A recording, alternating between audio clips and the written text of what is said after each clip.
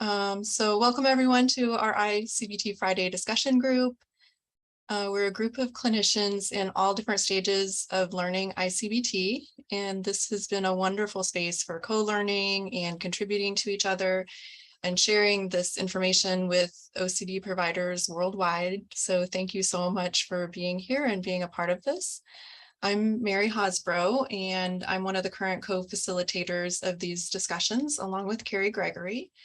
And today's topic for discussion is Module 3, the Obsessional Story, from the Clinician's Handbook for Obsessive-Compulsive Disorder, which is this book. I'll drop a link in the chat for it as well, by Kieran O'Connor and Frederick Ardema.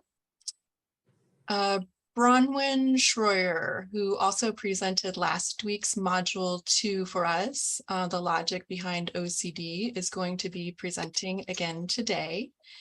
Bronwyn is a licensed clinical social worker and runs a private practice specializing in OCD, PTSD, and infidelity trauma.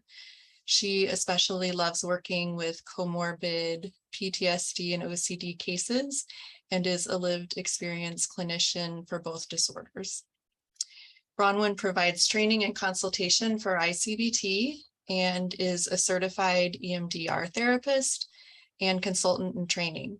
She's also a certified exposure and ritual prevention therapist through the Center for Treatment and Study of Anxiety.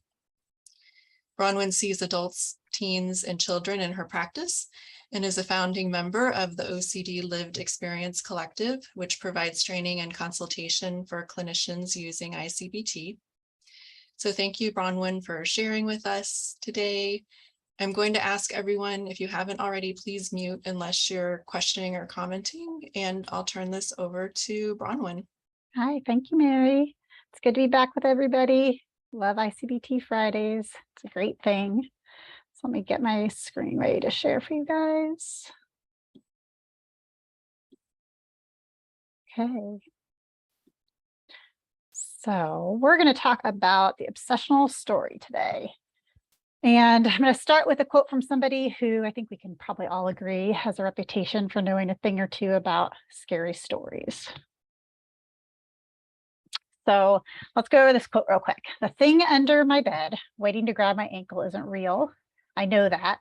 And I also know that if I'm careful enough to keep my ankle under the covers, it will never be able to grab my ankle. So this is from Stephen King.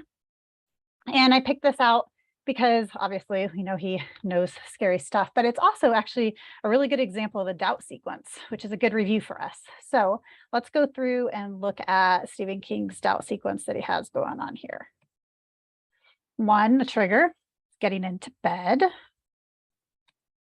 And we've got this doubt here. Maybe there is something under my bed. The consequence of the doubt, if it could grab my ankle, or it could grab my ankle. And we might go even further into this is an unknown thing. It could kill me, it could harm me, kidnap me, right? And then we've got the anxiety. I can't live with this level of fear. And then the compulsion, keeping the ankle under the covers. So we see a nice doubt sequence playing out here. And another thing that is highlighted in this quote through our I-CBT lens is that there's a moment of certainty. I mean, Stephen even says right here, I know that, right? And we'll talk about this in later modules, but there is a moment of certainty before the doubt where we are trusting our senses and common sense. And King knows that this thing isn't really there, right? But he ends up not trusting his senses or his common sense, what he already knows. And so the doubt gets him anyway and pulls him into the imagination. So maybe that thing really is there. And this is an obsessional doubt, not a reasonable doubt, because he isn't trusting his senses. So there isn't direct evidence in the here and now. And that is what we need in order for us to know that the doubt is reasonable, if we have direct evidence in the here and now. So horror stories live in possibility and the imagination, and they often pull from things that are also real, like stories we've heard from things like on the news or online. And this is the logic that we talked about last week in module 2, all those reasoning categories, right? And then, then they take all this nice information that's informing the doubt, and then people who write horror stories like to mix it up in a very creative author imagination. And then we get this book. All right. So this book used to sit on the bookshelf in my house when I was a kid. And my memory of it, it is as a kid height, right? So it's like on a lower shelf. I can see right where it lived.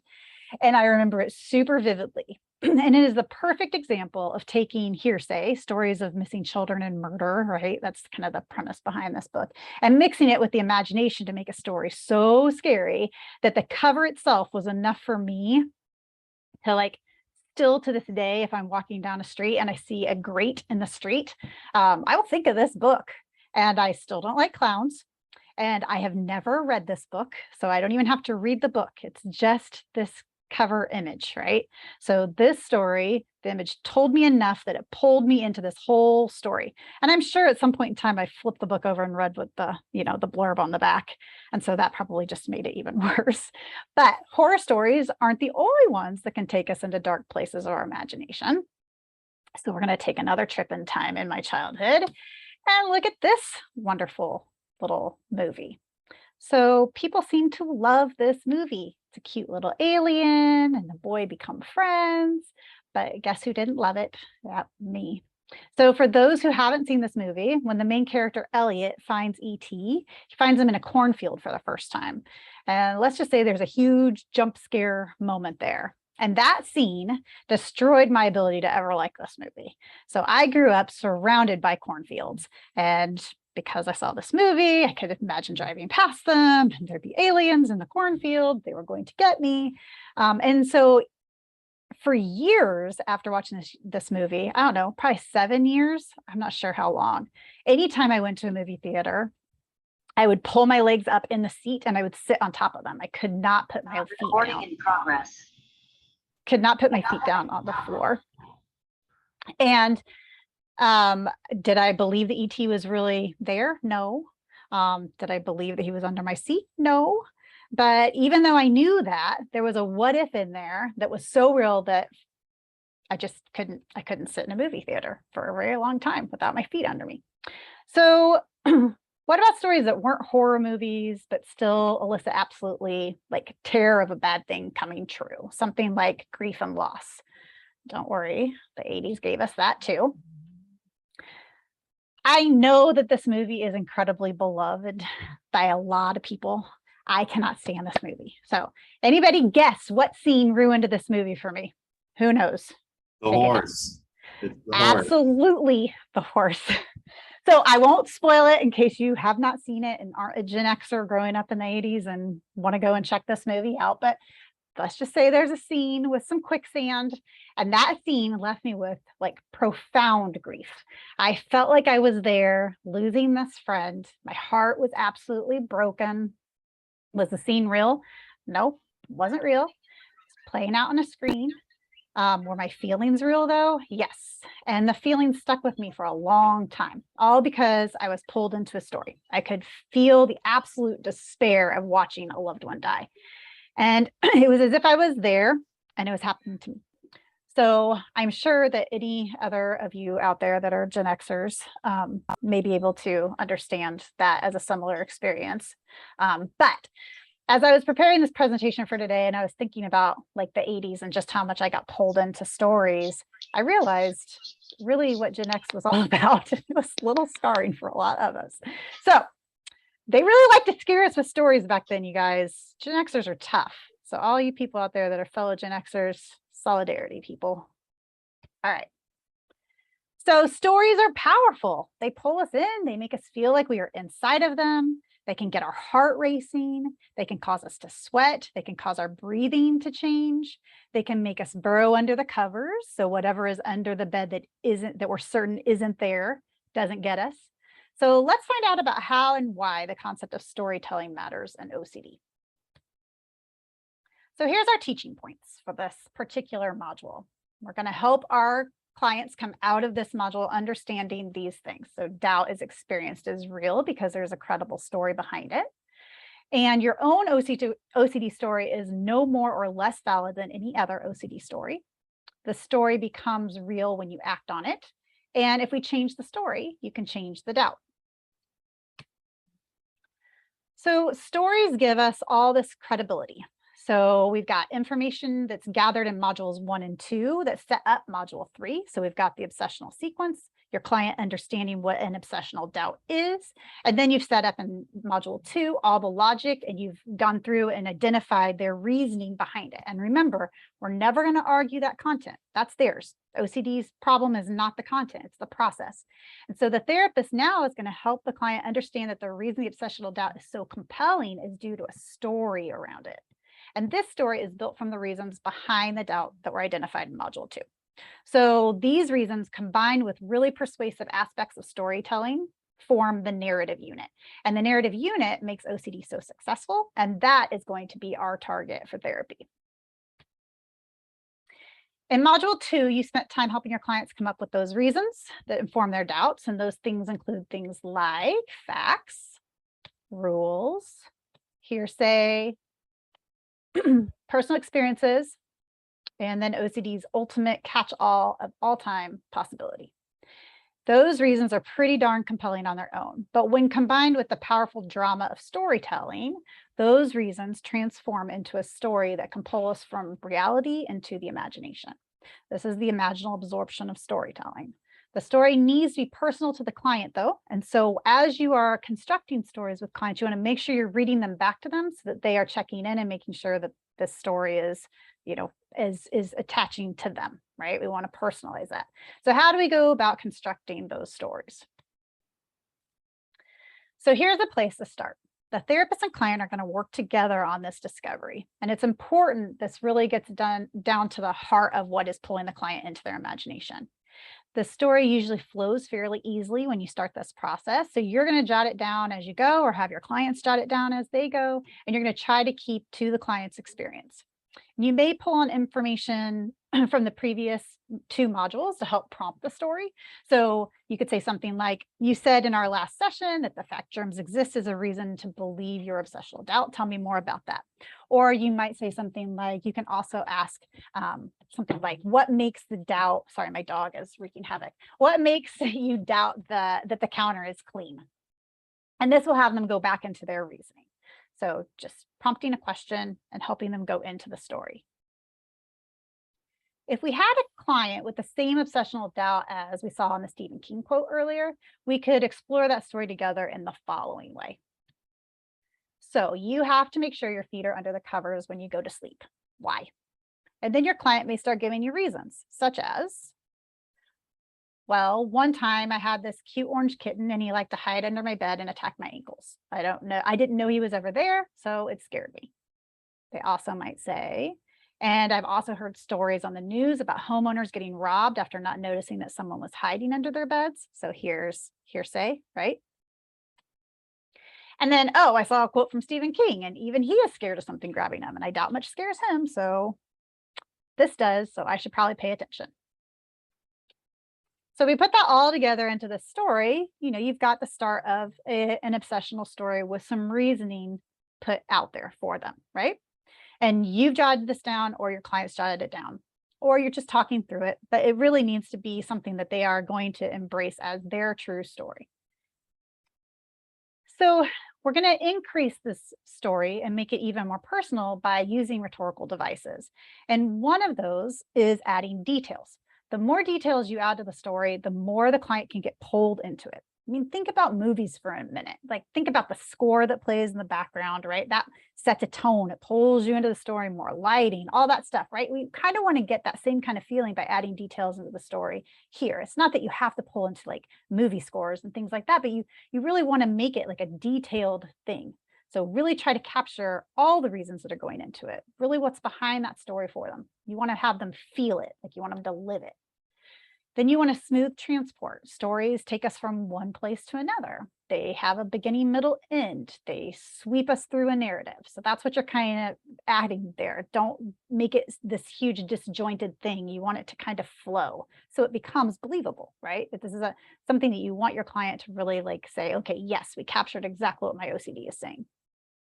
And then you want this to be in first person because the story needs to be personalized and the client needs to be at the center of it. They have to see themselves in the story. So one of the best ways of doing that is just to make sure it's first person.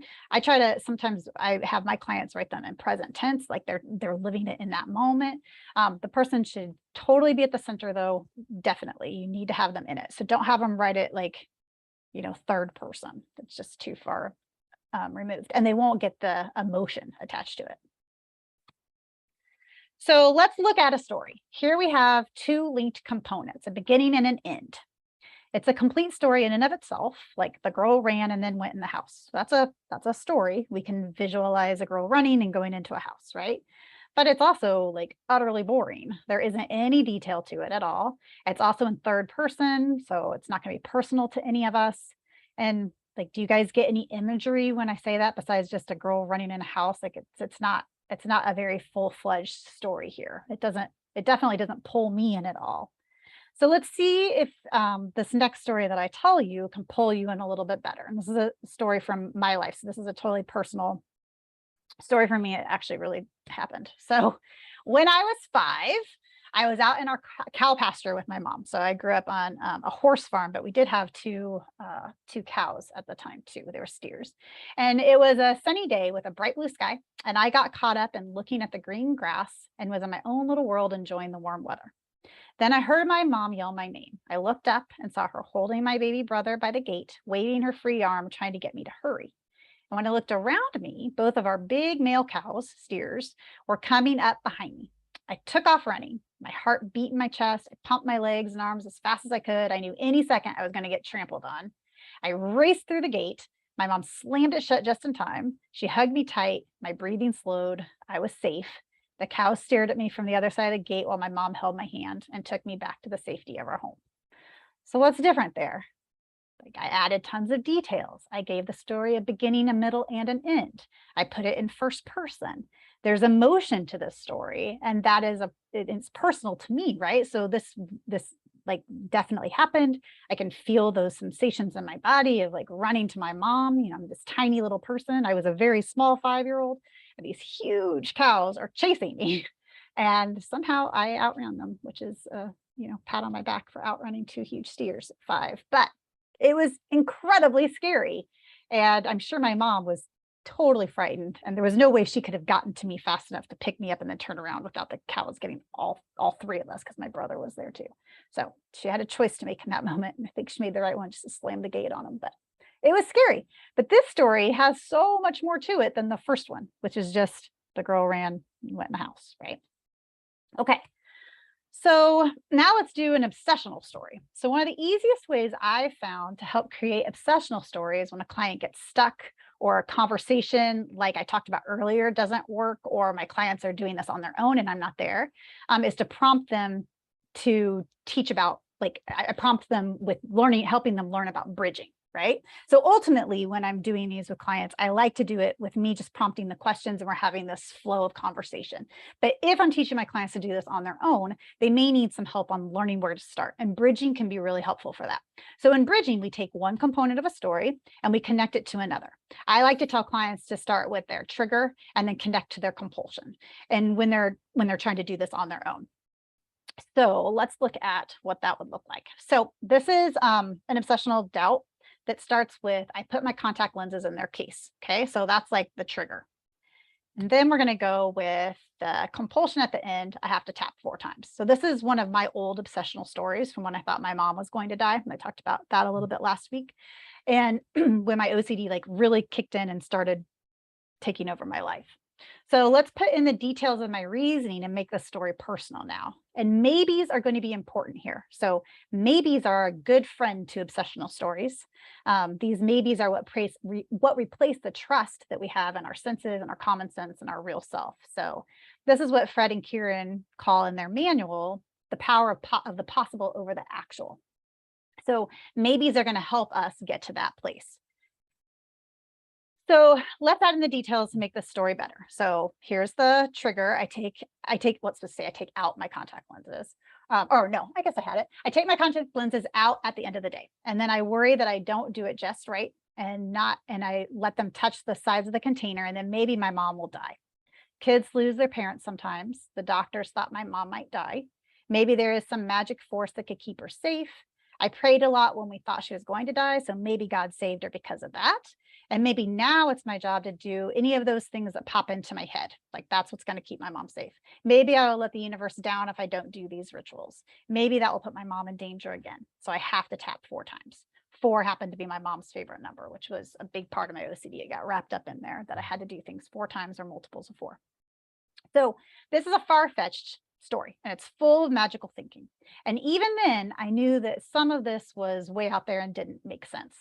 But it felt so real to me that I couldn't take the chance. I mean, my mom's life was in danger. It was on the line. That's what OCD is telling me, is that if you don't put your contact lenses in this case just perfectly, your mom could die. I mean, it's ridiculous on paper, but in my body, it wasn't. It was very, very real. It was a story that had pulled me in completely. And of course it would, and then I would tap and I would get the tapping wrong. So one of OCD's favorite tricks that you guys will learn about in module 10 is double jeopardy, right? So then I would get stuck in this compulsive loop where the obsessional story would then grow tentacles. And then I had to deal with a new obsessional story branching off of the first. So that would look like this last paragraph on the same story. If I mess up the tapping, then I have to tap 4 times in a row. And if I don't do it, then my mom really could die and it will all be my fault because I screwed up what I was supposed to do the first time with this tapping 4 times perfectly, right? And I'm supposed to be a good family member. I need to keep my mom safe. And you also have to think about when you've got, especially those of you that work with children and or parents who have children or anybody who's taking care of somebody else, like think of the weight of somebody else's care hanging over you and OCD saying, this is what you have to do, or else you are going to lose this loved one of yours. I mean, it's such a huge thing. Can you see how that pulls you into an obsessional story? I mean, the chances of getting like absorbed into your imagination at that point are huge if you don't know what to do to deal with that. So got stuck. Okay.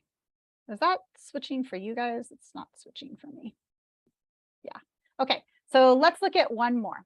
I pump gas at the gas station and then I have to wash my hands. So there's the trigger and then the compulsion. So here's the story. When I have to go get gas in my car, which I have to do later today, actually, I do not like touching the gas pump. This is not for me anymore, thanks to I-CBT.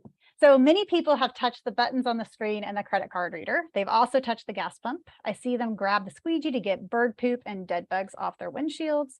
And maybe the dirty water could get on their hands and then they could touch the gas pump. And birds carry lots of diseases. So maybe someone was sick and then touched the gas pump. What if I get the flu or a stomach bug or something else? Maybe someone had a cut on their hand and they touched the gas pump and then I touch it and now I'm going to have their blood on me. Or maybe staph is on the gas pump and I could get MRSA. And people throw trash away from their cars at the pumps too. And then they pump their gas and I have no way of knowing what was on the trash that they touched before they touched the pump. I need to wash my hands or keep my hands in my sleeves and use my keys to touch the buttons on the credit card reader. You see how immersed that becomes? Like anybody with a contamination theme can probably identify like how pulled into the story OCD can get you. So I was completely immersed when I was in these kinds of stories. So some stuff to have with storytelling exercises to help your clients understand this stuff is that, that believability of a story like improves when those details are added. So you want to talk about that and talk about how stories can really pull you in and they can change your mood about something. And then there is doubt creation, which is practicing with clients about how a story can make them doubt something. And the trick to make a story so immersive, you end up believing in the doubt. That's what you want to teach them. So you can do this by having them give them a prompt of a non-OCD situation, like an off-themed story, and have them create the obsessional story for that. Make it as believable as they can. You can actually start to see the shift sometimes of, oh my gosh, I can understand how somebody would believe that because I can get pulled into my imagination around it too, if I really put in enough details. And then there is the pen story, and you can find this in the manual. And basically you show a client a clean pen, right? And sometimes I tell them that that it's like just a pen that's hardly ever been used. And I'm in telehealth, so they can't actually touch the pen. But if you were in person, you could ask them if they wanted to hold it. Or if you're doing telehealth, you could just ask, would you be willing to hold it if we were in person, right? And usually they say yeah, because it looks clean and you've told them that it's hardly been used. And then you can tell them the story about how you found the pin outside in the mud or in dog poop, or you saw a dog pee on it, or you saw some people who had like visible dirt on them holding it, and one of them stuck it in his mouth. And when you got the pin, you wiped it off, but you haven't had time to sterilize it yet, right? And so then you can ask them, do you feel comfortable holding it now? And most likely everybody's going to say no, they don't. And then you ask them what changed, the pin or the story. And this story helps the client see how just the story around something helps you disregard your sense information, right? Like they were sure that they'd be okay to hold the pen before their senses were telling them it was clean. It still looks the same, but the story is changing whether or not they can trust their sense information. So again, stories are super powerful, right? In this module, also, I like to go through a storytelling slideshow with my clients. And there's one that I created in Canva. It's on Fred's website if you haven't seen that. But basically, the client gets to see the same picture twice, and they have to tell me a story, a different story for each picture. So they're just seeing that the story is changing, not the picture. But I try to get them to elicit a different emotion based on the story. And so the picture doesn't change, just the story. And here's an example. So this is one of them that's in that Canva. Tell me a scary story about this house. And often clients will tell me that this house is haunted or abandoned, or a murder happened here, or a cult lives here, or there's like strange noises coming from the house, or this is a hangout for a dangerous drug cartel. They can come up with all kinds of really great scary stories that can tell a narrative about this house. And I have them go into as much detail as possible so that they can try to convince me that this house is really scary. And then I flip over, and it's the exact same story, but I'm asking them to tell me a hopeful story about this house. So clients often tell me a story of like restoration. Maybe the house is historical. Maybe it's been in a family for generations and someone now has enough money to fix it up. Maybe someone donated it and is giving it to a home, like for an organization that's going to do something good with it, right? Like help a population in need. Maybe there are hidden treasures inside or secret passages that will finally uncover lost family heirlooms, like anything that's full of hope. But then again, you're going over like what really changed here. Like it's just the story, not the house. The house hasn't changed at all. And this is important because what we want our clients to learn is that there are different stories that they could be listening to. They're choosing to listen to the story that your obsessional doubt is putting out there in front of them, but there are chances for other stories. And so here, once you go through this stuff with your clients and you've addressed their obsessional story about their OCD, you can start with what we call a counter story. It's kind of a precursor to the alternative story that we go into much more in depth later in later modules. But this counter story is helpful to do at this point too. So once a client understands how to create obsessional stories, we make an attempt to help them temporarily resolve it so they can see that their doubt is unjustified. So this is done through writing this story, and you're going to show them that both stories are then equal, right? And then you're going to also hopefully show them that the OCD story is less realistic than the counter story. And then hopefully you will also get a very a rapid but very temporary, most likely, resolution of the doubt by changing the story. And it just gives them a brief notice that, maybe there is a different thing that they could be listening to. So let's look at the contact lens story, but turn it into a counter story instead. So putting my contacts away has nothing to do with keeping my mom safe. I used to be able to put my contacts in their case without ever linking it to my mom's safety. Why would God need me to do this? God does not want me to suffer and would rather I spend my time in other ways and getting caught up in thinking I can magically control the world. And my mom's doctors say she is fine now. There is nothing wrong with her. So if I had had a therapist when I was a kid and was able to sit down and do this with me for even just a second, I may have been able to see that there's a different story that I could be listening to, that the circumstances are changing, but the story is. Let's look at the gas station one. So germs are on surfaces, but that doesn't mean that they are dangerous germs on all surfaces. There also has to be enough bacteria or viruses on the surface to overwhelm my immune system in order for me to get sick. The germs would also have to still be viable. And I'd also have to lick my hands in order to get the germs into my body. And I do not have any open wounds on my hands. And so germs can't get into my body that way. And again, just a brief temporary lift. They can just say that, okay, this story is also plausible. It may give them a brief temporary lift just to show that maybe their obsessional doubt isn't totally justifiable.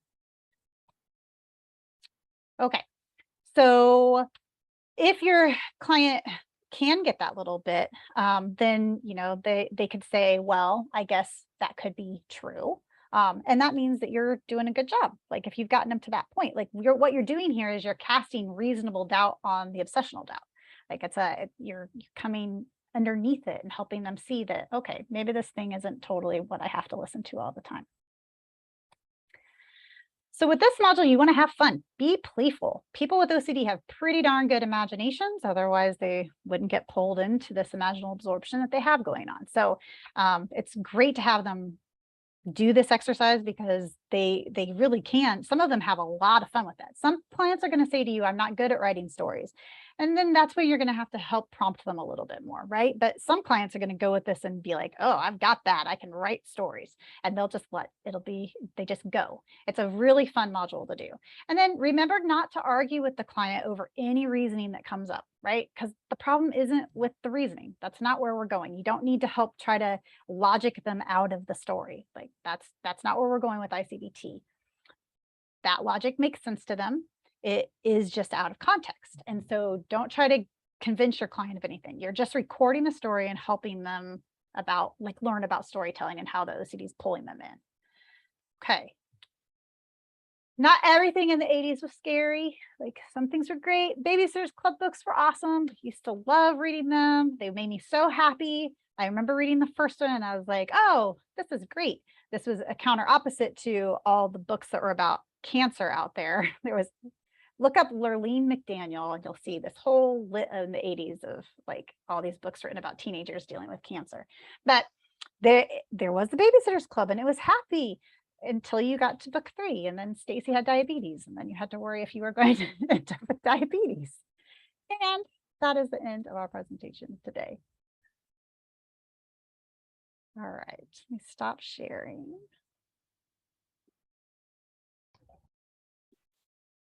Okay. Awesome. Thank you so very much, Bronwyn. You had the smooth transport and all the details to pull us into all these stories. That was amazing to see. As a reminder, then Bronwyn's willing to answer questions and we have like lots of people here with lots of knowledge. So please ask questions, feel welcome to ask questions that you may have asked before, even if you're still trying to learn and understand. A lot of us are in that same boat. And please don't ask questions that are client specific. I have a general question just about like supporting clients in creating that counter story. Like how much of the like additional rhetorical devices, like the information about germs or rules or other things, like how much of that is coming from the client? How much of that is like the therapist offering just general information? Like what does that look like? When I'm doing it, I mean, I want as much of it as possible to come from the client, right? Because then we know that the information is already within them. Yeah. You get into a sticky place where you get into content because then there's a chance that you're opening up an argument, right? Every once in a while, though, like depending on rapport with the client, I'll throw something out there, but you want it to come from them as much as possible. Okay, that makes sense. I did this module yesterday with a client, and when we did one of her stories, and then we did a non-theme. And when I was asking them what is similar and what are similarities between the two stories, like they really struggled. How do you kind of work through, because they kind of started to talk about more like themes, not like the construction of it. And I guess we're trying to draw out like the construction of it, correct? Yeah, you're trying to get them to see that, a non themed OCD story is being constructed in the same ways that they're constructing their own obsessional story. So that's kind of what you're trying to get to, is that's the similarity, right? Like they're full of details, they're full of what if statements, they're full of maybes, they're full of possibility. So you could talk to them about that. Like you could say, you know, here's something that I see that's similar between the two of them. What else do you see? Does that help? Yeah. Okay.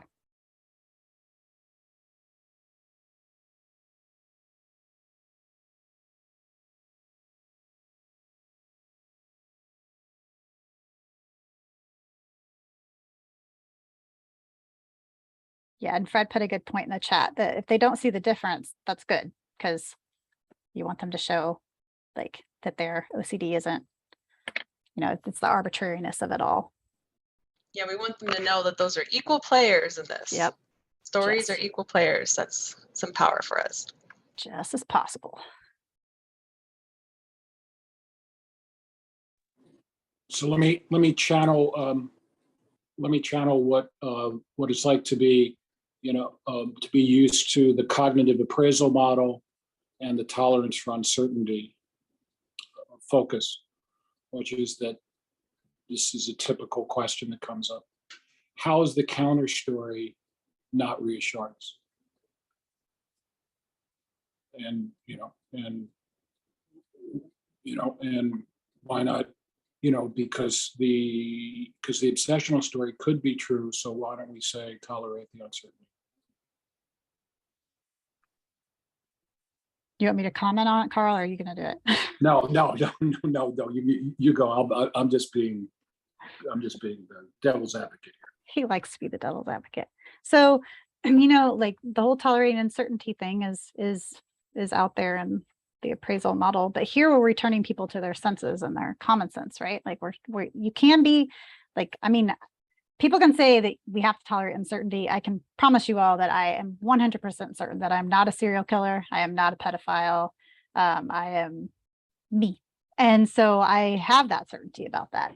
And so this isn't reassurance seeking to me. Like this isn't something what we're doing there. We're returning somebody to their senses. Like we're returning them to their trust in themselves, their senses, and their common sense.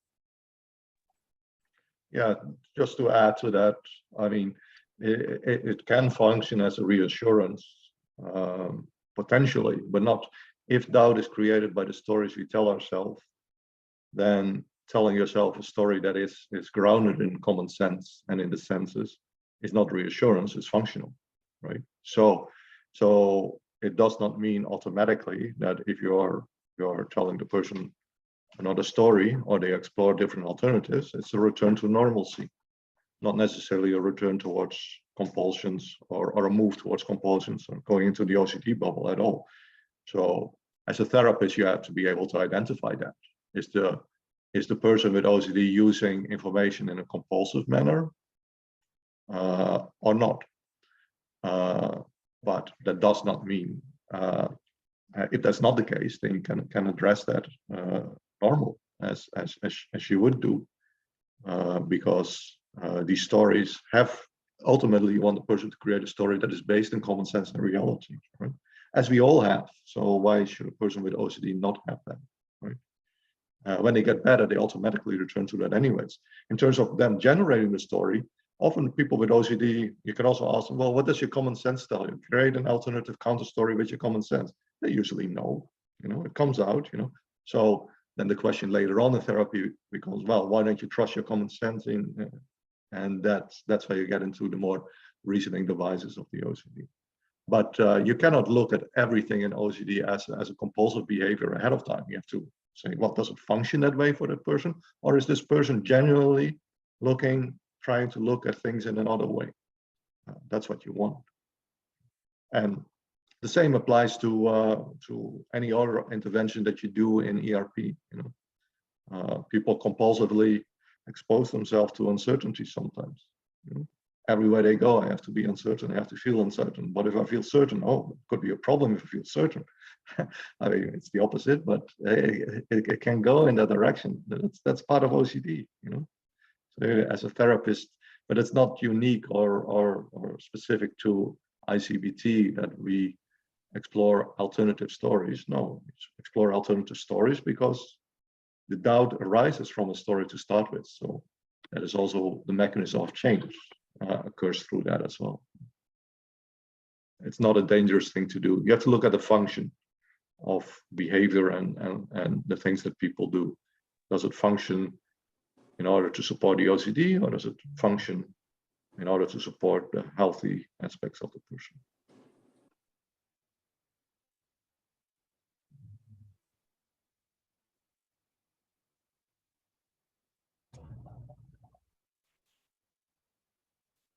I'll add a little more too. Great feedback, Bronwyn and Fred. And so, yes, the story. This is where, where we make change for our clients. That I feel is where we can generalize, right? Because if that vulnerable theme is showing up in the story, right? A lot of us with OCD, we've tried to change the story compulsively. Okay, we're not trying to do that here. We're showing our clients the how of OCD. So when we show them the how, right, usually we're sitting in session with our clients and this is kind of new for them. Oh, okay, I'm learning about the story. It's using module 2, which is like the logic that goes into the story. And so, you know, if we are having symptoms because of a story, it's kind of good news for our clients because we change the story, we can change that doubt. Just like Fred was saying, this is our mechanism of change. This is where we can, throughout the treatment, we're going to be doing some story work. There's going to be some narrative work here. But in this part, module 3, with our clients, we're just teaching them that there's a story, right? Like they're learning that there's a story here. They're understanding that. And then the next few sessions, they're going to start personalizing that. Okay, right now we're just building that foundation for them.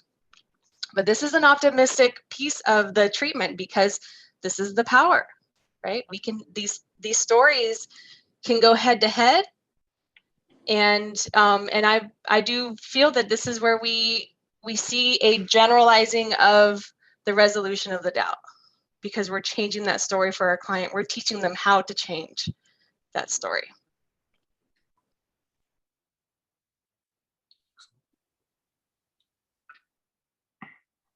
Yeah, well said, Teresa. And just to emphasize, I mean, don't be afraid of doing cognitive work, you know. If you have a very behavioral background, you've sort of been taught over the years to be afraid of doing anything reinforcing, you know, but you don't have to go to the extent that it is almost has reached the point where if the person is not anxious or if they're not uncertain, then there's a problem. I mean, I would say it's a good thing not to be anxious and not to be uncertain just because of that fear of providing reassurance or calling it reassurance. You know, there are other ways of looking at it, and even it's not just unique to I-CBT. This idea of that anything is reinforcing of the OCD if you're not careful. I think it's exaggerated, but there are also others who are looking at the use of safety behaviors and use them in a judicious manner, you know, in treatment. This is the work of Adam Rodonsky and other people as well. So look at it and how it works for the person, you know. If you see them using it compulsively, then you tell them, no, you're doing it compulsively. Just switch, look at it from your common sense and look at it from a different perspective. Take a different perspective. It's not about comparing one story with the other necessarily. It's not about saying like, now you're going to debate your way out of the OCD. No, it's about treating the story as a thing in itself and taking on a different perspective towards everything else, not a comparison. But exactly as Teresa said, if you're already in this module, you're talking about that, then you're probably doing it wrong because this is just to identify, just to don't get ahead of yourself. That comes in later sessions. I-CBT is built up in a way to ensure that the person has the right foundation until they arrive at the point where they can see and stuff to click. Yeah, this is my imagination. Oh, yeah, my God, this is out of context.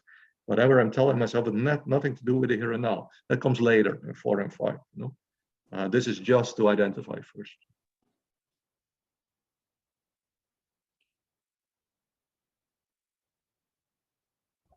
Jenny, do you want to I had a question about the pen. Um, in that example, like I could imagine somebody reacting by maybe saying like, hey, it's not just the story that changed. It's that I'm getting like new information about the pen. Like when the pen is clean, I feel one way. And when I know it's been in somebody's mouth, I think that's gross. I don't want to touch it. I was wondering how you address that, or if, it goes deeper into like, well, behind the gross pen has a story behind it, just like you just gave with the gas pump around like full of maybes and Yeah, you're sort of assuming what goes on in the person's mind, they Mhm. accept it on the basis of authority, Well, that's an assumption. I mean, in the end, you bring them back to, okay, I mean, your OCD story also brings in authorities and all that, right? So it's still a story. So it's, in the end, what has changed? The pen is still the same. I saw it shows you the same pen, right? In both stories. That has not changed. The story has changed, and the fact that you believed it, I mean, well, you do the same thing with the OCD, but the pen is the same, the pen is the same. So what has changed is the story, and what the person believes about that story. That's the point. So Ginny, and that one, what the whole point of that exercise is just to show that stories can impact how you perceive something, right? So that's what you're trying to get at in that. It's not because you're almost trying to say, oh, well, maybe it is dirty. It should be. That's right. You see, you're trying to resolve it already. It's about stepping back. It's stories. No resolve. You see how we also can see how strong the urge is, right? We're gonna prove that this is clean. We're gonna prove that this is dirty. That's what people with OCD do. So as a therapist, that's not the point, right? Just thank you. Right. Yeah, in later modules, you're going to work a little bit more on like reasonable doubt versus obsessional doubt too. And that's when you're going to start to help them learn to tell the difference when direct evidence is there.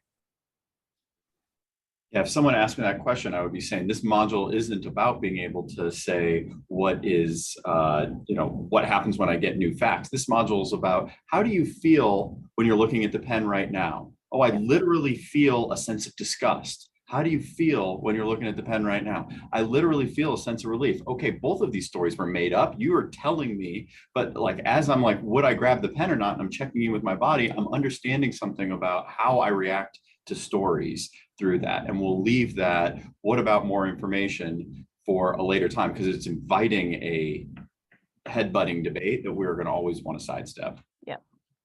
Can I pick you can also do a little scale at the beginning, like you tell them one story on a scale from 0 to 10. How strongly do you feel that this pen is dirty? And then the other story, or how that it's clean. And the other story, how clean is it now? On a scale from 1 to 10.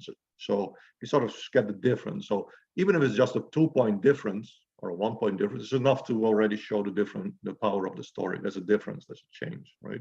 You can also, with a pen, you can also create your own stories. Like you can do all kinds of different things.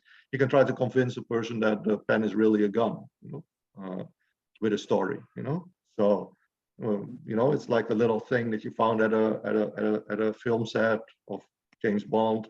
The tourists were allowed to go inside, and they were selling these pens that are, have been used in James Bond movies. You can tell a story. So, what is now the likelihood that it's a gun instead of a pen?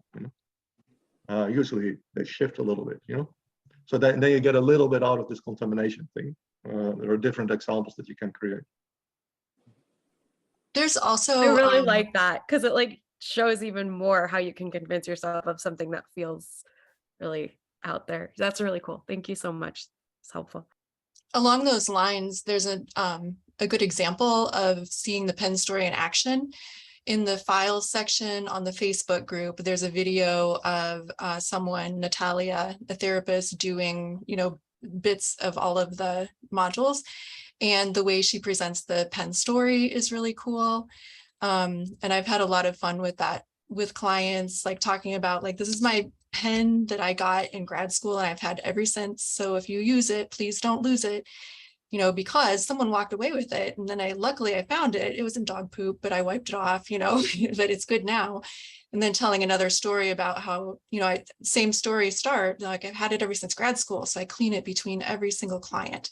And I really value keeping this pen as long as I can.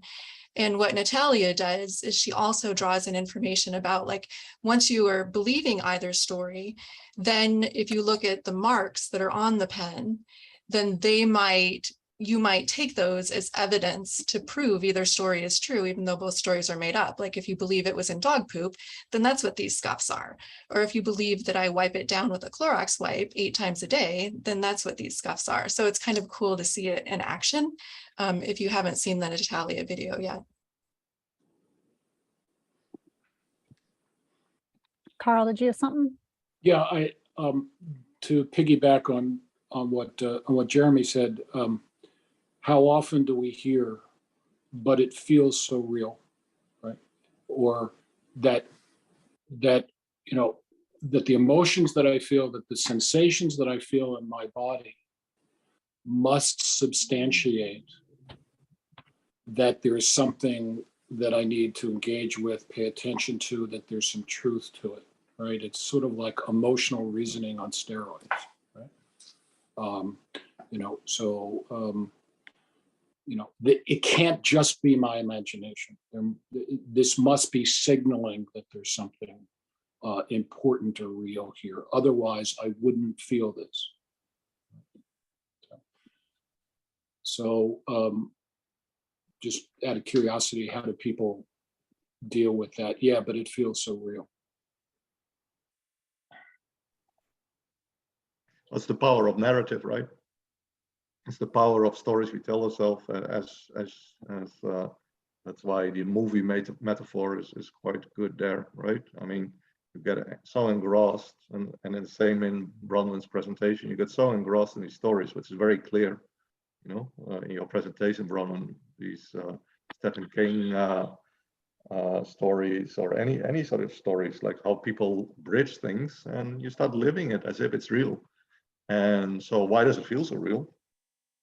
Well, because you tell yourself it's real, because it's immediately relevant in the here and now with a very detailed story, and that can be difficult for people, and they get stuck on that. But it's also part of the inverse reasoning, meaning emotional reasoning, right?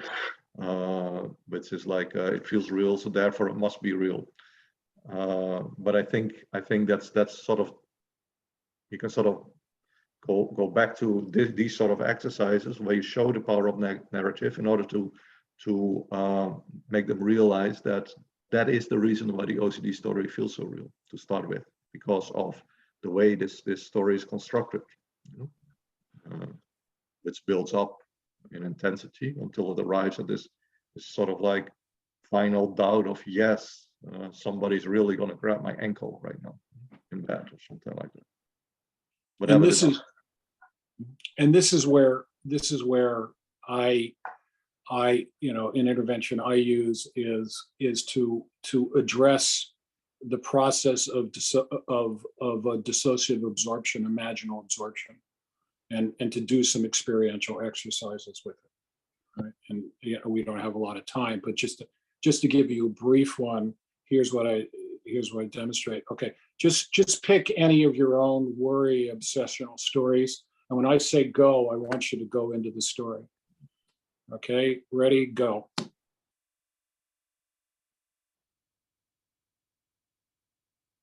Okay, come back. Right now, notice what'd you do when I said come back? What did you do? Did you notice that you actually did something when I said come back? Or when I invited you to say, okay, go into your story, did you notice something that you actually did? Open your eyes, paid attention to the senses around you. Right. And when I invited you to go into the story, the first thing, virtually everybody does this. They break eye contact, they either look down or they look up. And the whole idea is that you're withdrawing your connection from here and now sensory experience, and go so you can go up into the story. It's very hard to go up into the story when you're doing reality sensing, when you're anchored in the here and now, when you're making eye contact.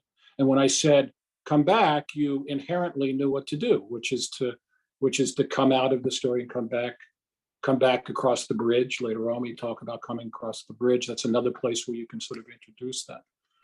Right. But this whole idea about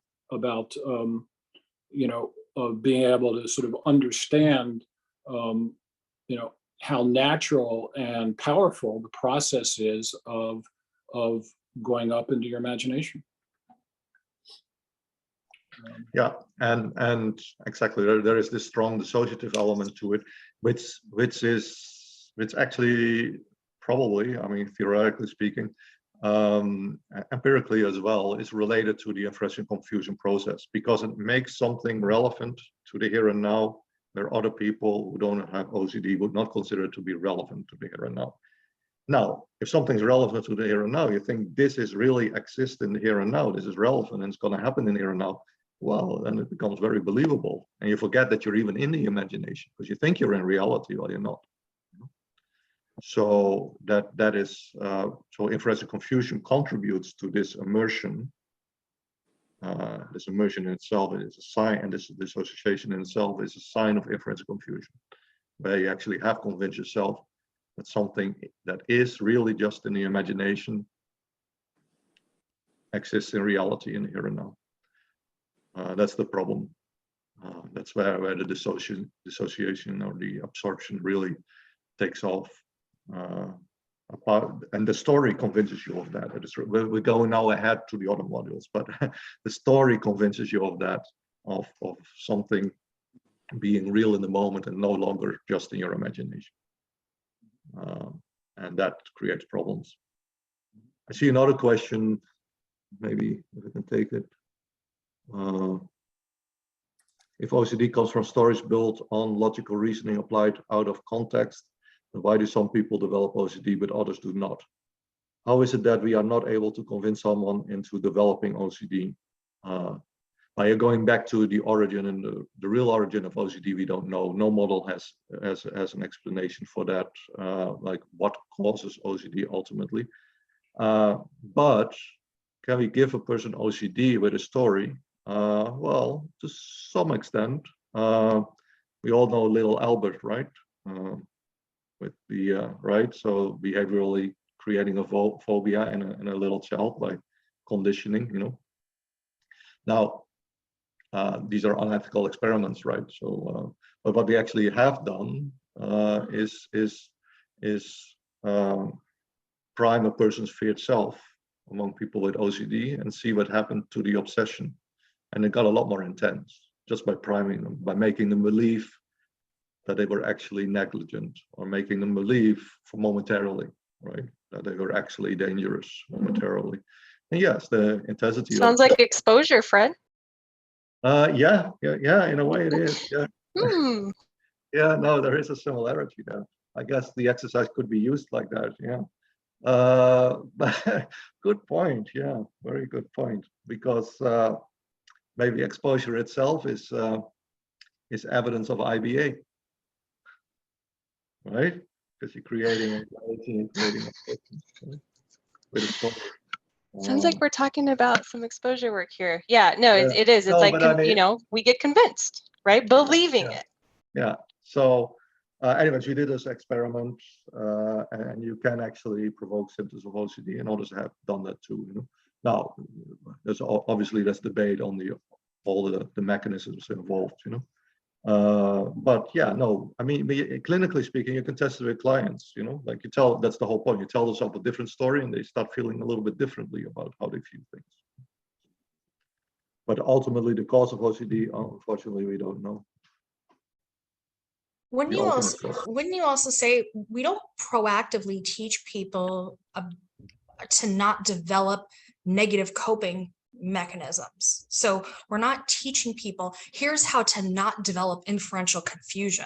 You know, here's how to not develop a phobia of X. We deal with those things after they become a problem. So I think that's why we don't talk people out of developing OCD, because it's not a problem until it's a problem. Right. Well, it's yeah, exactly. I mean, you can ask yourself what is healthy. What we also did was relating to this was train people in inference and inference, you know, with a particular with cognitive bias modifications, a particular way to teach people to think and reason differently. And that also led to an increase in inferential confusion by just teaching them like, okay, this is the right way to reason, practice reasoning in an inverse way, and it creates, in the same way, maybe you can also train people on healthy reasoning, you know, which is what we're trying to do to some extent in I-CBT. But you're right, we generally, it comes from a different angle, as Stephanie says.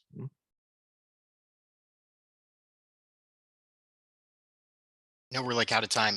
I have one question about the specific module, Bronwyn, if that's okay. Yeah. Or when we're doing this obsessional story, I've been doing this with a couple clients, and they focus more on like the consequences, the feared consequences, like that being the main story that they're really, you know, detailing out. Are we wanting to try to shift it more into like the why, trying to bring in more of the reasonings and the logic of OCD? Or is it okay to kind of be more focused on like the, you know, the feared consequences? I mean, having the feared consequences in the story is going to have them pull into it. They're going to identify with it, but the reasoning piece is important. That needs to be in there. Okay, so more prompting it with just those why questions. Yeah. Thank you. And I know we're out of time, but since I have the pulpit, I just want to thank everybody for learning this modality.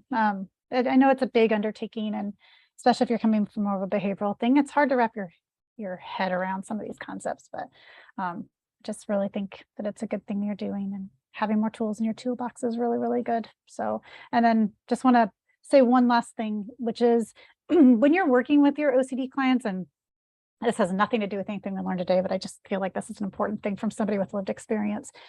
Please be sure that you also teach your clients that not everything about them has to do with their OCD. That is something that I consistently have people who are coming to me for treatment that have seen other practitioners, and they really think that things that are their OCD that are not. And so I just want to make sure that we're valuing humans as humans and broader perspective than just seeing them as somebody in your office with OCD, because they're more than that. So. Thank you Right. so much for sharing your perspective and helping Yeah. us learn a new approach, Bronwyn, and everyone that's here. I really, really appreciate this community. Thank you.